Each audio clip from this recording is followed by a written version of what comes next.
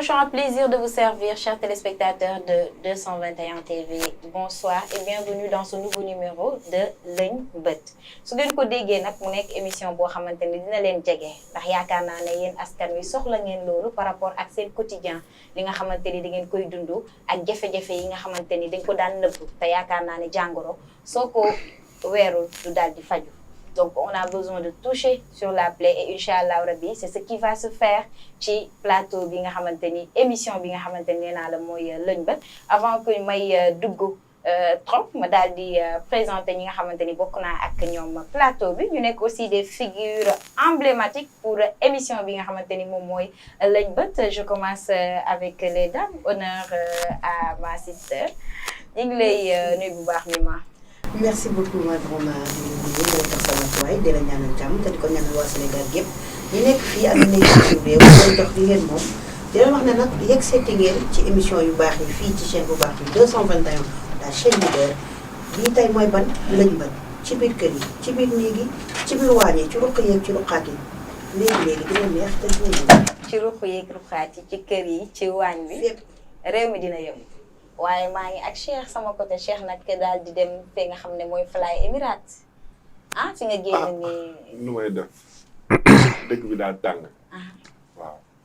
da ngay moo tax nga laal sa jàllaabi bu oy. waaw ginnaaw nag bi ma nuyoowee. di ziar sama waa kër nit moom say mbokk maa leen di nuyu ñoom ñëpp di nuyu Sénégal di nuyu ñëpp ñi nga xam ne ñu ngi seetaan. di leen jaajëfal di wax ñu maanaam ñu bàyyi xel. émission bii di ñëw. Lëñ Bët parce que dina loqarte ay lanc yu nga xam ne bañ nañ ko yàbbi man moom waa diaspora bi laa fi nekkal xoolal ma bu baax waa lànk bañ a xëy teg caayin ba ngoon amatul toog muy dox dañ koy jeexal ci Sénégal. toog muy dox dañ koy jeexal ci Sénégal loolu rek nee naa la sujet Lëñ Bët la war nañ koo xool mécanisme yi nga xamante ni mën nañ ko teg ba loolu jeex nga xamante ni étude du travail moom la ñëpp di jiital ci seeni ay activités waaye nag maa ngi ànd ak sama xarit Ameth nuyu naa la.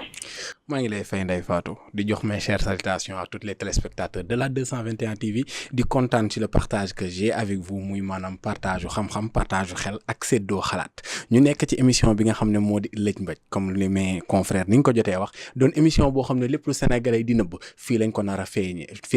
feeñalee lépp li nga xam ne mooy yëre yi tilim ci nekk ci kër yi fii lañ ko nar a fóotee alors restez bien scotchés te ngeen di suivre Lëñ Bët xam ne vous serez surprise sur cette émission. Effectivement te duñu yem ci kër yi dañuy daal di génn ci li nga xamante ni moom mooy medd bi dugg ci ruq-ruqaat yi ndax nee naa la li leen di métti parfois c'est autour de l'environnement bi nga xamante ni moo nekk ak yéen te Lëñ Bët noonu la koy daal di defee lépp loo xamante ni soxal na askan wi jëm ci wàllum yoon jëm ci wàllum këyit ñuy wax wàllum foncier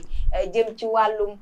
location le secteur immobilier jëm ci wàll yëpp dinañ fa dugg ndax nag sénégalais yi ñi ngi jooy te yaakaar naa ne kuy jooy ku ne bëgg nga ñu jox la mouchoir nga daal di fomp sa ay rongañ te fomp sa ay rongañ mooy comme ni ma waxee rek daal di laal góom bi ngir mun koo faj ndax buñ ko fajee ay saafara jug ci Sénégal rek moo ciy gaal di am ndam waaye sénégalais bi tamit mooy daal di toog ci réewam nag te xam ne mën na fee toog nag tekkee fi waaye tamit nekk dans un environnement sain dans une justice équitable mais aussi li nga xamante ni warutoon nekk yépp tam doon am te teguwut ci yoon ñu daal di koy tegale ci li nga xamante ni moom mooy yoon donc fa laay ñëwee waat ci Ameth ci yow laa jeexalee damay ñëwaatee ci yow pour ñëw ci Lëñ Bët bi en réalité ndax comme ni ma koy wax c'est une demande sociale ndax li ñuy faral di gis parfois mooy que sénégalais yi li ñuy dund en réalité duñ koy faral di am audace di ko laal donc ça vient Lëñ Bët vient à son temps on peut dire. Je peux dire qu'il est temps qu'on puisse vivre des réalités de notre pays qu'on puisse savoir li nga xam ne ñoo ngi koy nëbb ci biir kër yi parce que olof day faral di naan loo gis rek dañ koy boyal ci kër yi ba du génn wala lu situation yu bari day am ñu koy nëbb di def li nga xam ne moo di couverture ba duñ ko mën a feeñal mais defe naa ne lépp loo gis ab waxtaan la ndax olof danaan waxtaan mooy waxtaan na damay wax teg yow nga wax teg ñu boole li ci intéressant ñu jël def si suñuy nopp li nga xam ne amu ci sens ñu daal di koy teg fee te daal di jàll ci leneen kon sur ce fait comme ni ma koy waxee rek on dit Lëñ Bët non nañ fi toog waxtaanee ko li am intérêt ku nekk gis ci boppam ñu daal di koy gàddu li nga xam ne amaana amuluñu sens ñu daal di koy tegee fële lépp lu ñu juum nag d'avance ñu wax téléspectateurs yi que ñoo ngi ciy jéggalu bu baax a baax a baax. c'est important waaye tamit di leen xamal ne dem ci li nga xamante ni moom mooy jafe-jafe askan wi dafa laaj benn investissement humain te nee naa la toute l'équipe de 221 TV est déployée pour que numéro Leñ Bët bu génn rek ki koy seetaan gis ci boppam waaye tamit dañuy soxla seeni ay appréciation seeni ay commentaire ci li nga xamante ni da ngeen koy dund ndax comme li ñu sentir mooy que lépp mënuñ koo xamandoo benn yoon donc yéen askan wi duñu seetaan yéen ñu war a mën a jàppale ci li nga xamante ni da ngeen koy dund comme ay jafe-jafe ak foo mënti nekk bul sori ba yaakaar ne du ma yegg si yow dinañ dugg comme ni ma ko waxee ci ruq-ruqaat yi taataan seeni ay jafe-jafe indi ko ci plateau bi waxtaanee ko man ak sama ay naataango ak ay experts yi nga xamante ni seen xam-xam màcc na jëm ci mbir mi ngir ay saafara mën ci juddoo waaye mi maa comme ni nga ko waxee duñu yem rek ci biir kër yi ndax comme ni ma koy waxee li nga xamante ni moom moo nekk ci biir kër gi ci mbedd bi la jógee daal di fa dugg parfois nag nam fay nekkee mooy daal di métti donc Leñ Bët dina daal di wàcc sur le terrain comme ni nga ko waxee. comme ni nga ko waxee Leñ Bët moom comme ni ko sama collègue bi waxee Ahmed donc day loo xam ne ñëw ci temps ñëw ci heure am bu ma nee ñëw ci heure am ñëw ci waxtoom ndax alors dafa ne baqta bàcc. dëgg la seede loo fekkee joxoon ne du baaraam ak Leñ Bët du dugg lenn loo xamante ne nii wóoruñu wala lu ñuy rafetlu parce que dafay lekk loo xam ne nit ki moo koy dund di ko nettali waaye xam nga ko wax ko ne bëgg na ñu ko ci dimbali ndax bu nekk ci kër yi am problème ak i doomam am problème ak wujju doomam am problème ak papaam am problème ak nijaayam te amul ko wax ak moom kooku day sànq kooku mooy waral mën naa génn ci bedd mi def loo xam ne defuwut def loo xamante ne des na ko xeeb wala ñuy xeeb njabootam te it am na lu ko gën donc loolu bokk na ci aspect yi nga xamante ne nii dinañ ko waxtaanee fii ci Leñ Bët dina nekk nag comme ci li nga ko waxee location yi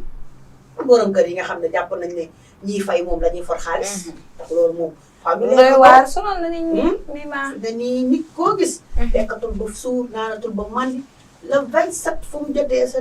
bopp bi yaa ngi dëgg tama loolu dama siy ñëw ak yow ci sama deuxième partie présentation bi on y sera incha allah effectivement donc fa laay ñëwee ci Cheikh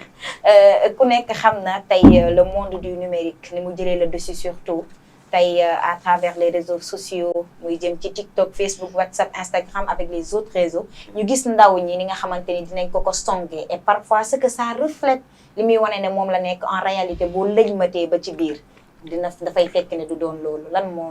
moo nar a doon taxawaayu Leñ Bët jëm ci loolu. doon taxawaayu Leñ Bët balaa ma dem sax si réseaux sociaux bi dañoo commencé si kër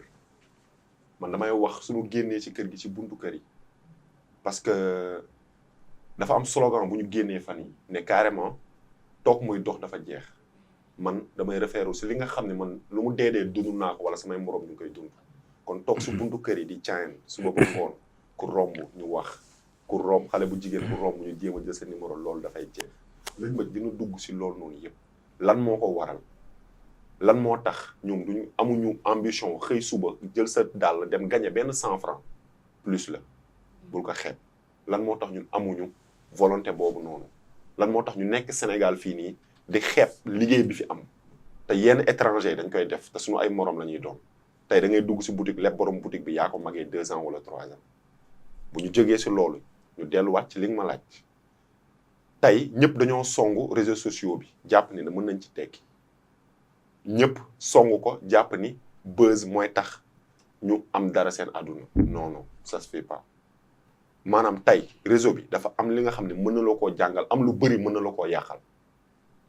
ndax tey jii nii man Cheikh dama feeñ ci réseau bi yow mii da nga bëgg sa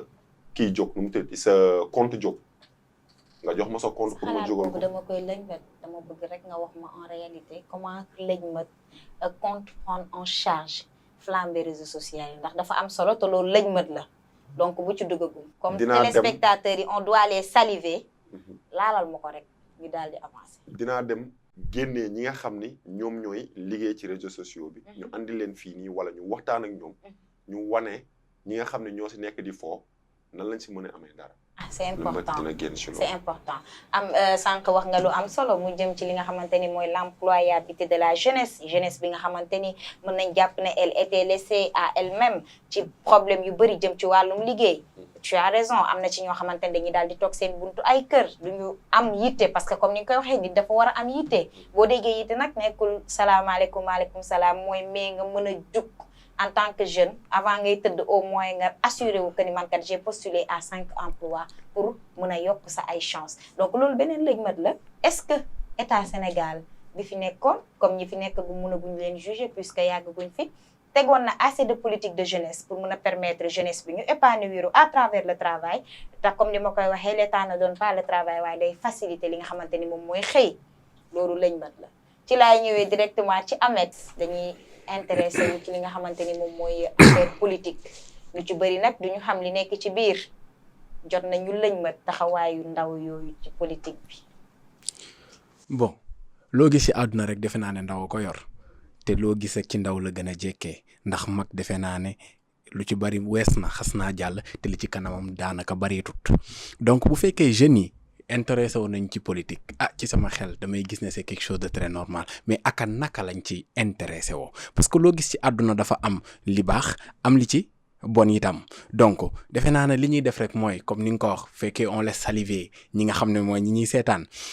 nañu jéem a rek wax ak ñoom génnee li nga xam ne mooy li bon teg ko sur la table loolu vous allez le trouver ici li nga xam ne tamit mooy li nga xam ne mooy li baax ñu jëm koo jël te jëm leen teg ñoom ci yoon gu baax ndax tamit nag ku wax population bi wax dëkk wax lépp avant tout tu parles de la jeunesse donc defe naa ne malgré que jot na tey ñu yeewu ci lu bari defe naa ne yeewoo waral tey ki fi toog fi jeunesse bi samp ko donc sur ce fait lépp fii lay xewee nañ ko toog te xaar ko xam ne li bon dinañ ko leeral la baax dinañ ko leeral danañu fexe lépp luñ fi jot nekk information boo xam ne dina clair dina net dina précis di leen soril ci lépp lu bon te di leen dugal ci lu baax.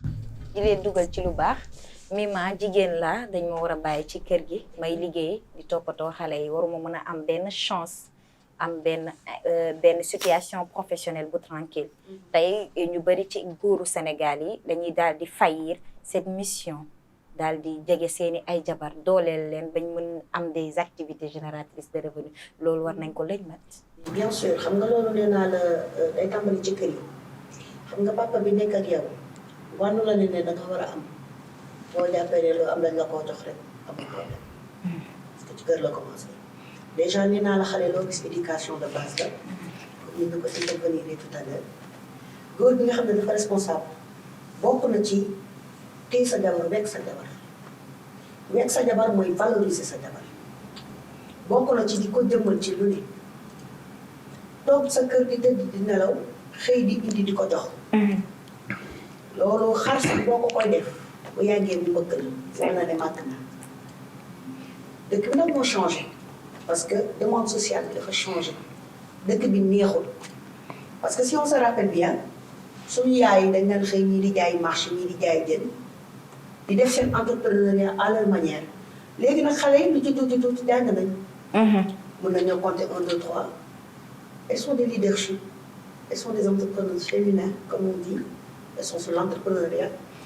ñu ngi gagné seen bopp dootuñu nangu góor bu leen yi toog benn place di xaar duñu ko def moo tax tu vois loolu dinañ ci lañ bët ndax mooy waral cause divorce yu bari lañ ci yegg dafa mel ni yéen on vous pointe du doigt de Ahmed jàkkaarloo maag Mima parce que ci lëñbët bi la bokk. Mima de lépp lu mu wax dama koy dëggala on est au 21e siècle comme on le dit. mais Ahmed lu ñu nekk. dañ naan 21e siècle tamit. du ñu mën a dëggal 100% waxu jigéen ñi. dañ naan góor baax na jigéen baax na. ñaari loxoy takk sër te ñaari loxoy takk tubéy. moom daal tu es avec les femmes chères. Moi, je suis avec les hommes parce que je suis un homme, non, n'est-ce pas? yow waa LBK ga. bul xalaat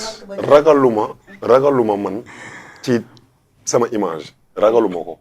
tu es tout à fait contre le féminisme moom bu toogee fii xas kii góor ñi jox ñu rendez-vous man tamit maa ngi xaar jigéen ñi jox leen rendez-vous lépp dinañ ci lëñbët. nee naa la lii mooy lëñbët nee naa la du yem rek ci traité fait de société yi waaye ku nekk ak na ngay percevoir ab mbir te comme ni nga koy wax perception yëpp dañoo recevable ku nekk ak sa xalaat rek am na lu fu mu war a mun a yóbbu nit ñi donc parfois la disparité dans les débats dafay intéresser les téléspectateurs parce que bu kii di gisee fii kële di gisee fële di leen di wan na lii nag benn facette la tamit ci li nga xamante ni moom mooy lëñbët waaye nag Cheikh pourquoi le féminisme? yow loo nekk góor aussi jigéen moo la jur n'est-ce pas. c'est vrai je l'aime moom mooy sama lépp mais moom dafa joxoñ baaraamu tuuma yi divorce yëpp ni góor ñi la non non du ma ko nangu. doo ko nangu de. du ma ko nangu. loolu après. te loolu après la dama koy denc la fekkul tax na mu. ok doo daw doo ragal de. non xam nga bu ñu nee cause de divorce ñu bëri jàpp nañ ne ñii lal bi la ñuy dëkk xalaat parce que xam nga Sénégal dañu am problème mu lal. waaw actuellement boo jógee ci loolu traumatisme psychologique. effectivement non mais toutes les femmes du Sénégal à 80% sont traumatisées. ça je suis d'accord avec toi. dinañ ko pelloo waxtaanee ko. waaw mais tamit dañ fi pelloo tamit. parce que yow xam nga yow da ngaa woote ne yow waa LBK nga waa lank bañ a xëy kon yow responsabilité sans responsabilité xamaguloo ko. ñooñu solution laa leen di may ñooñu damay lëmbëj seen solution. jeex na dinañ lañ bëgg loolu de toute façon xool ku nekk fa nga toogee te duñ ci yem nag ndax yaakaar naa ne Mima dinañ indi ñi nga xamante ni dund nañ jafe-jafe bi ndax quelque chose qui se fait pour toi sans toi c'est totalement contre toi ñun nag li ñuy def pour yéen la donc dañ koy def ak yéen ak ñi nga xamante ni dañ koy dund ñëw te partager ak yéen seen expérience de vécu bi nga xamante ni tey yow miy seetaan bëggoon a bàyyi sa loxo foog ne amatoo chance ci àddina bi fekk chance bu bëri mi ngi la desel te ñooñu dinañ la daal di inspirer waaye nag dañuy daal di ñëw na ci li nga xamante ni moom mooy média ku nekk xam na ni les médias c'est pour traiter l'information te nee naa la code bi te ku nekk xam na ni 4e institution c'est les médias te yaakaar nañ ne fii ci Sénégal lu ci bëri balaa ñoo wax birim laj mbaram laj ñu ne diffamation ba journalistes yi à travers xam naa loolu damay daal di interpréter directement ki nga xamante ni mooy Ahmed ndax dafay dox ci li nga xamante ni moom mooy journalisme d'investigation parfois da ngay am ay information yoo xamante ni le peuple a besoin de ces informations pour mën a sukkandiku xam fi ñuy teg seen kanam mais dañ ciy wax tuuti rek ñu ne la diffamation ba ñu bëri sax dañuy nekk ci plateau yi waaye dañuy coincé loolu war nañ ko lañ mat Ahmed. Bon, en ce qui s'agit, disons que en matière d'investigation, il faut savoir un truc. Il y a des normes juridiques qu'il faut respecter pour sortir certaines informations. daa am ay affaires yoo xam ne dañ ko war a respecter tout d'abord pour génne yenn information surtout bu nekkee information bu délicat dañ ko war a xool parce que n'oublions pas certaines informations day laal li nga xam ne peut-être ça peut être sensibilité nationale wala soit vie privée wu jàmbur wala bokk sax ngay dénigrer l'image d'une personne alors que loolu ci kaw loi daf koo tere alors du information yëpp moo baax pour génner ko mais comme on le dit on est dans le milieu de l'information et de la désinformation n'oublions pas aussi quelque chose il y a des vérités bonnes à dire et d'autres qui ne le sont pas te tey jii ñoo ngi taxaw ci digg télé yaa ngi jàkkaarloog ma Samba di jàkkaarloog ma Demba ku ci nekk xamoo moom nan la psychologique am mel par rapport ak li mu ci jël n'oublions pas wax yenn révolte wax taal na réew wax defar na réew donc defe naa ne cause pour laquelle ñu mën a tere yenn yi nga affaire information yi bañ koo génnee pour mën a téye stabilité dëkk bi donc nag on dit pas aussi que ne la population doit être désinformée ils ont le droit de savoir mais ce qu'ils peuvent savoir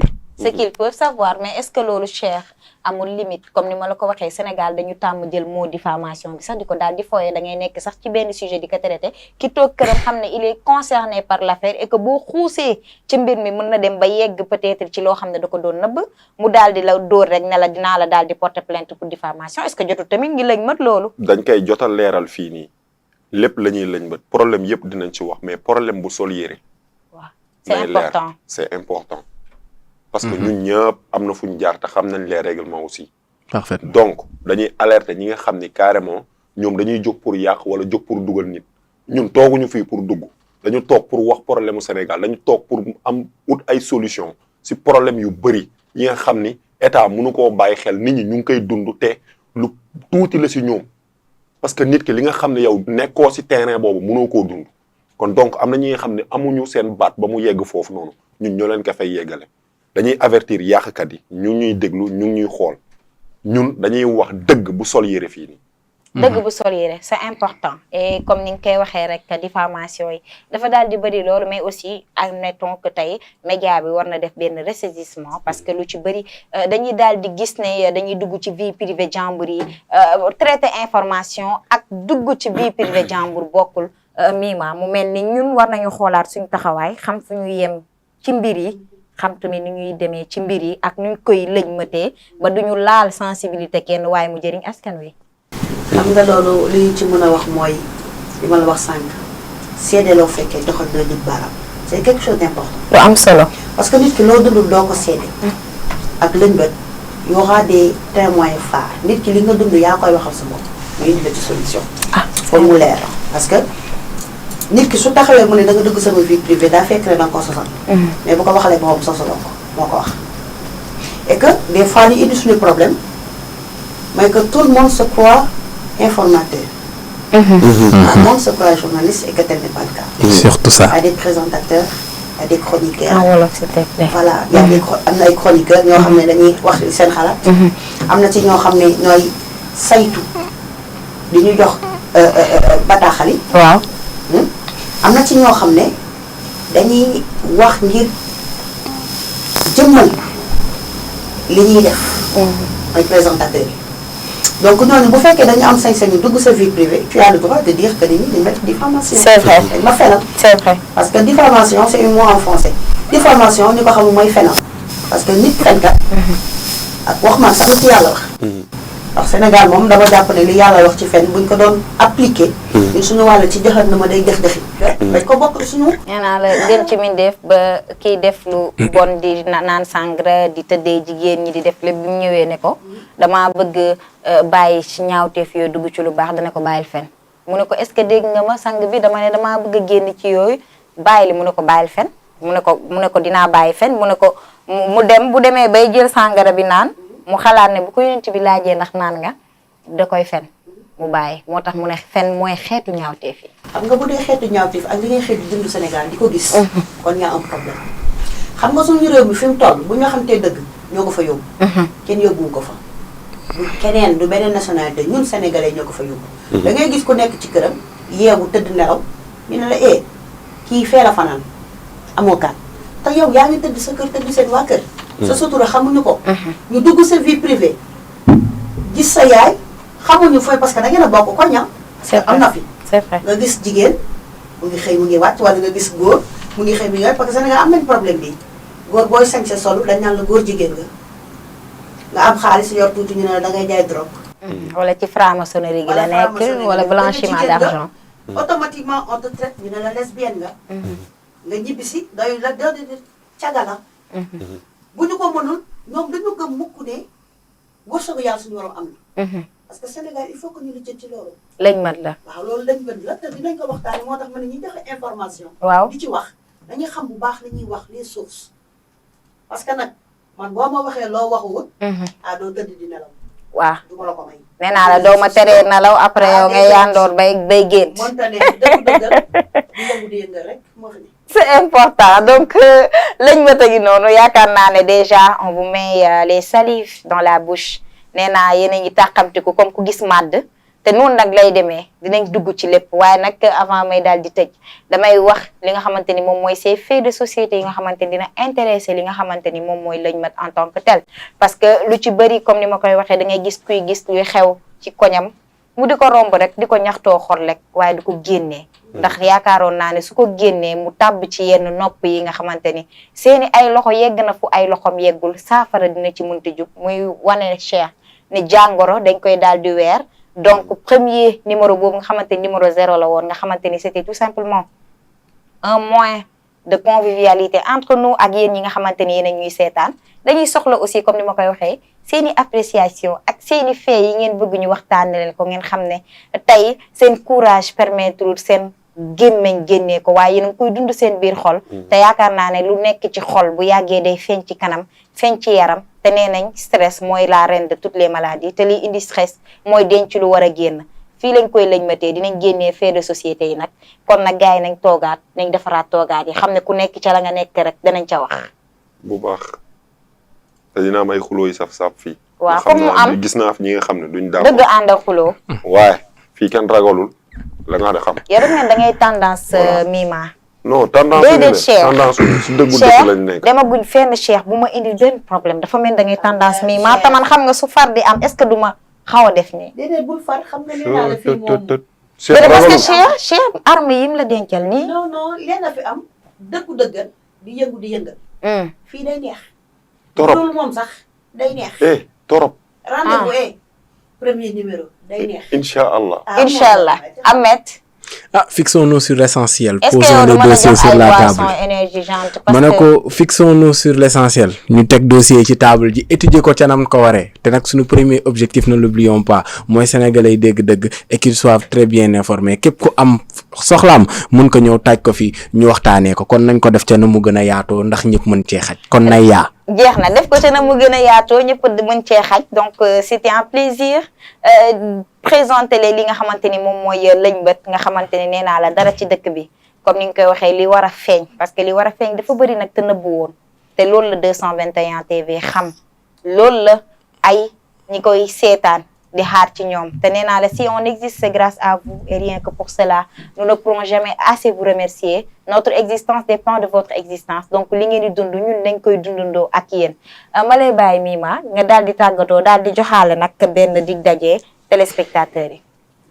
waaw comme tey ni ñu leen ko waxee ñoo ngi leen di jox dig daje ci 221 la chaîne leader ñu ngi xaar seeni commentaires di xaar nag seeni intervention parce que y aura des directs ndax am na si ñoo xam ne dinañ ñëw mais dañ bëgg a woote. mais comme li ma leen wax rek dëgg-dëgg di yëngu di yëngal ak Lëñ Bët waa LBK lank ba ñu xëy dañuy jeex. lànk bañ a xëy dañuy jeexal toog muy dox dañuy jeexal dund ci alalu jàmbur nu mu la neexee dañuy jeexal sànni mbalit fu mu la neexee dañuy jeexal ak yeneen yoo xamante ni mi ngi am ci société bi te ñun ñëpp buñ defoon don de soi daal di respecter li nga xamante ni moom la fi loi yi teg yaakaar naa ne lu bëri dina daal di wàññeeku comme ni nga koy wax la liberté ta liberté s'arrête là où commence la mienne donc loolu nañ ko bàyyi xel beneen yoon waaye nag dafa wax lu am importance muy communion biñ nar a am ak téléspectateurs yi à travers les commentaires mais surtout communion directe bi muy des appels nee naa la ci plateforme yëpp dinañ ko fa daal di tasaare muy Facebook muy Instagram muy TikTok muy fépp fu ngeen wër rek daal di gis leen Lëñ Bët waaye sa xarit yi nga xamante ni wax nga leen au début de l'émission muy ñi nga xamante ni ñoo nekkee ci diaspora bi dañu nekk ñuy dund ay góom yoo xamante ni dafa fees ci ñoom te les Sénégalais lu ci bëri duñu leen comprendre te à chaque fois buñu leen di woo lu ci bëri allo yónnee ma lay doon yaakaar naa ne ñooñu war nañu ànd ak ñoom ci Lëñ Bët bi. dañuy ànd ak ñoom parce que fii nii buñ fi toogee augmenter la capacité d'intelligence pour avancer. moom lañ fi toogee ñun ñëpp. feeñal dëgg. jeex na waaye tamit. duñu mës a nangu ku ñu ko xatal. du bàyyi clash bi. voilà mais grawul donc Ahmed ma bàyyi la nga daal di tàggatoo daal di jox dig daje téléspectateurs yi par rapport ak li leen di xaar. waaw moo ngi noonu des informations de qualité en temps réel et en heure fii ngeen di ko amee sur la 221 TV ngeen ñëw nag toog fekkee suñuy débat ñu daal di leen génnal lépp li nga xam ne moo làqatu daal di ko teg ci kaw table ci teg ci lumière ndax yéen ñëpp ngeen mën koo gis mën di ko wéetoo seen kër mën di ko waxtaanee comme ni ko Mima waxee léegi képp ko am li nga xam ne moo di sa tolof ragal koo wax mën nga jaaree ci sunu antenne bi rek daal di wax li nga xam ne moo la naqari ñu xool ay saafara yu ñu ci mën a wax ak lu ñu mën a partager ak yow ndax tamit nag jàngoro buñ ko exposé wul kenn du am garabam donc ça se passe ici sur la 221 TV comme ni ma koy waxee toujours restez coaché restez collé yeneen ak yu gën a neex te fii lay xewee. fii lay xewee comme ni nga ko waxee mettre de la lumière sur li nga xamante ni dafa daal di nëbbu woon éclairer la lanterne des Sénégalais mais nag comme ni ma koy waxee ñun kese doyul parce que dafa soxla ñi ko dund mais aussi des experts yi nga xamante ni mbir yi demee te waroon koo demee ñoom xam nañ ko dinañ leen indi fii ci plateau bi nee naa la personnalité bu nekk rek jëm ci wàllu la muy yëngu te mën cee leeral Sénégalais yi ak coppeeku mën cee am ba saa su nekk rek buñ seetaanee Lëñ Bët dafay nekk benn pas en avant par rapport ak Sénégal bi nga xamante ni nee naa la jamono ji Lëñ Bët ñëwee sax dafa daal di concorder avec ère de l'alternance bi nga xamante ni dañu woote jubal jubbanti te nee naa la loolu moo nekk li nga xamante ni moom mooy racinu Lëñ Bët donc xaar leen ko fii lay doon ci 221 TV nee naa la annonceur nga wala dangaa bëgg a fësal sa ay produits wala sax nag ci la ngay nekk nga bëgg nit ñi gën la cee ràññeeku nee naa la émission bu baax baa ngi nii ndax nee naa la sénégalais dinañ ko xaar dinañ ko seetaan donc bul xaar dara ñëwal fii ci 221 TV nee naa la numéro commercial yaa ngi noonu di défilé ci suuf bu ko defee service commercial dina jël loolu nga xamante ni mooy sa produit fësal ko fii ba sénégalais yi ak fu mu munti toog d'ici d'ailleurs ñu daal di ci jot donc c'était un plaisir di leen présenter li nga xamante ni moom mooy l'émission témoin de Lëñ Bët di leen jox dig daje nee naa la c'est tous les dimanches à partir de 21h donc da ngay reer ba suur toog sa salon nee naa la jël sa benn ataaya wala nga teg sa benn jus ñuy waxtaanee li nga xamante ni moo la yàgg métti nga naan waay lii dëgg la waay lii moo ma yàgg a soxal mais aw ma woon ku ma ko waxal nee naa la on est là pour vous ñu leen di jaajëfal di leen jox dig daje à bientôt.